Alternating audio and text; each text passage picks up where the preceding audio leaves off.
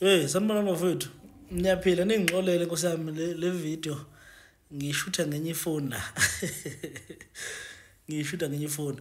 Kodwa angekho lapho ngani sekhehla nje ngithemba ukuthi khamba kahle sezongena isabatha ngithi ake ngenze le video ngingichaze lokho engikhuluma ngakho engifuna abantu bekunderstand bekwazi ukuhlala ngakubo. Ngikhulume ngale ndaba leyo ukuthi uthi bewazi na ukuthi idlozi nesithunywa kuyenzeka emzimbeni wakho ukuxabana kungezwani. Yes. Kuyenzeka kakhulu futhi abantu kumele beqaphele lokho because ukwenza kwalokho izinto zomuntu ayihamba nje efuna ngayo ayihlangani. Uyabona nje idlozi nesithunywa akekho umuntu ongenasithunywa akekho umuntu ongenadlozi emzimbeni wakhe. Ukuthi uyavuma noma uyaphika but akekho umuntu ongenadlozi akekho umuntu ongenasithunywa. So lezi zinto zombili emzimbeni wakho kubalekile ukuthi zihlalisane mangabe zikhona emzimbeni wakho. Iyona into ebalekile semqoka kakhulu emeqalo ngayo because that's why namhlanje abantu kunabantu abanamaphupho abaxakayo noma mhlawumbe ngosuku umuntu uphupha amaphupho awu-70 angazi because labantu abala emzimbeni wakhe bayaphikisana akekho ovumela omunye uyaphika omunye ufuna okwakhe omunye ufuna okwakhe because abahlanganisiwe. So labantu la emzimbeni wakhe abakhona masithi bayaxabana ngamanye amazwi sisuke sisho ukuthi abazwani noma okuhlangana phakathi kwaba kukho. So lokho akukwazi ukuthi into zakho wena njenganomuntu osemzimbeni zivuleke because abantu abasemzimbeni wakho abahlangene abekho moya munye. Into ebalekile ukuthi babe moya munye. So ake ngiphinde ngilungise la uma kuthiwa nesithunywa that doesn't mean ukuthi umele esontweni. Isithunywa siyakhona ukufanishina without isonto because masuye esontweni suke sesikhuluma ngeingilosi lapho zesonto noma zebandla. Umuntu ethi mina nginengelosi yaseNazaretha nginengelosi yaseZayoni nginengelosi yaseJericho but isithunywa sike sasichaza kakhulu sathi abantu bakini noma ngithi umuntu wakini kodwa wahamba esekwazi ke kodwa ukuthandaza ukuthi ukhonte ukukhuleka noma eguqe phansi ethandaza. Lowo muntu uthi mabuye emzimbeni wakhe isikhathi esiningi hayi njalo isikhathi esiningi ubuye izoba isithunywa okukhanyisela kakhulu. So namhlanje sinabantu esibathola ukuthi uma ngabe belungisa indlela abethi mina hayi mkhulu nesithunywa kuphela idlozi akunalo liyephi idlozi lokungenalo nje.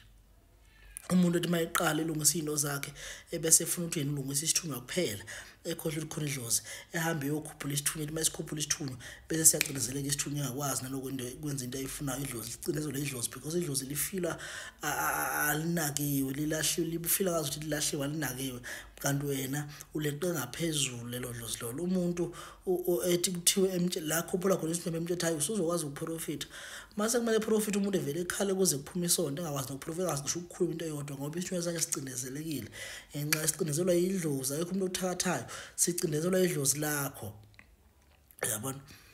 So idlozi nalo kanjalo umuntu ehambele ukuse idlozi ekhohlwe isithunywa umuntu ephume la eshaya amathambo ewakhulumise mhlambe 5 seconds soqedile akasakwazi ukukhuluma uqhubeke because idlozi selimile. Lezi zinto zombili into emele siunderstand ziyasebenzisana zihamba hand in hand ziyasebenzisana kakhulu. So kufanele noma ngithi kubalekile uma ngabe umuntu ukuthi lezi noma uyiphakamisa noma uyilungise kanye zombili. Uyabona.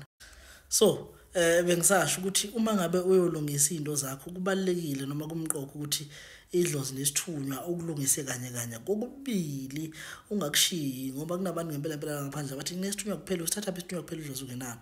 So lezi zinto kulokho kungakhoza ukuthi kube khona ukuxabana between idlozi lakho nesithunywa sakho kube ngazi ukuthi akuzwani kanti wena owenza lokho noma mhlawumbe lo muntu owaqambela amanga because kunabantu abaqambela amanga ngenxa bafuna nje ukuthi bethole imali ngoba bethetha unalo idlozi kanti unalo idlozi. Ziningi izinto esibona ngazo ukuthi umuntu unedlozi nesibona ngazo ukuthi unezithunywa futhi kodwa thina kumele siqaphele le eyokuthi ngempela uma ngabe kukhulunywa ngesithunywa kusokhulunywa ngani noma kukhulunywa idlozi kukhulunywa ngani. So lezi zinto zombili njengoba sengishilo ngane ekhehla ziyasebenzisana zombili akukho kusala emuva nokunye kumele zisebenzisane.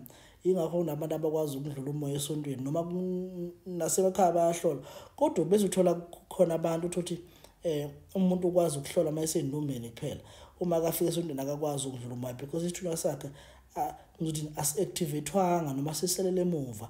You understand. Uma ifeselo ezithi umuntu ayimini isonto liyangibhora mina no isithunywa sakhe singasondelanga kuwa asikubhori ledlozi elingafuni mhlawumbe ube la esontweni kwesinye isikhathi kanti isithunywa futhi akasebenzi esontweni kuphela bese kubekisa nje lokho ngane sekhehla. So lezi zinto zombili mase siqaphele uma ngabe unesiphiwe une-spiritual gift zombili lezi zinto sokunazo kodwa-ke kwesinye isikhathi kuyaye kufuneka ukuthi sibuke ukuthi yini ephakama kuqala siyamukele njengoba injalo understand, okunye singakushiya emuva, kodwa ukuphamba qala sikwamukela njengoba njalo sikulungise, but makuphamba indlozi iqala isithunywa singasishiya emuva kakhulu, sisithinde naso ngoba sizogcina sidikila, and masidikila zizukuba zinhle into zethu, yonke into izovela bese iyaphenduka ingabi ihle kahle. So bengifuna ukukhuluma lokuthi asifundeni singabantu ukuthi siyibhalansise lezi zinto, ungadlali umuntu ethi unedlozi kuphela unasithunywa, noma unesithunywa kuphela unadlozi. Lezi zinto ziyahambisana kakhulu because idlozi linendlela yokusebenza, isithunywa sinendlela yokusebenza. Isithunywa sesinceda ukuthi isithunywa lo muntu osuke ethunywa ezweni lethongo ukuthi ezokhuluma nawe, ekwazi ukuthi ezinye zezinto ekutshela. So uma ngabe simbalekela sisuke sifuna ukuthola kanjani umlayezo from the other side. So lokhu bese kuba inkinga abantu abaningi. Ngizobuya-ke bantwana bekhehla ngizochaza ukuthi ubona ngani uma unedlozi, ubona ngani futhi nesithunywa, futhi noma kuhlangene ubona ngani kanjani. So lokho sizokhuluma ngani kahle kithi okwamanje. Akube kuhle bemhlobo bafowethu, ningakhohlwa ukusubscribe, ni-like, ni-share, ni-comment futhi sikwazi ukuthi kusizwe imibuzo ngani kahle. Ngiyabonga kakhulu.